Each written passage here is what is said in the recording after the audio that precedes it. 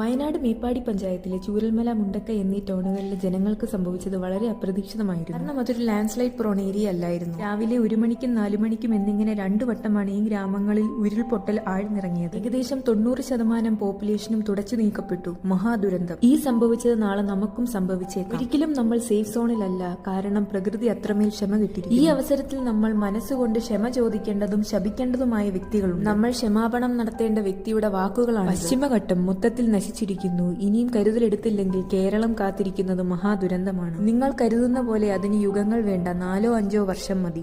ഞാനും നിങ്ങളും അതിന് സാക്ഷ്യം വഹിക്കും. അപ്പോൾ മനസ്സിലാകും ആരാണ് കള്ളം പറയുന്നത്, ആരാണ് പേടിക്കുന്നത് എന്ന്. ഇത് പ്രൊഫസർ മാധവ് ഗാഡ്ഗിലിന്റെ വാക്കുകളാണ്. പശ്ചിമഘട്ടത്തെ പറ്റി പഠിക്കാൻ സെൻട്രൽ ഗവൺമെന്റ് രൂപീകരിച്ച കമ്മിറ്റിയുടെ ചെയർമാനാണ് അദ്ദേഹം. ആദ്യം പശ്ചിമഘട്ടം എന്താണെന്ന് അറിയണം. 1600 കിലോമീറ്റർ 6 സ്റ്റേറ്റ്സിൽ നീണ്ടുകിടക്കുന്ന മലനിരകളാണിവ.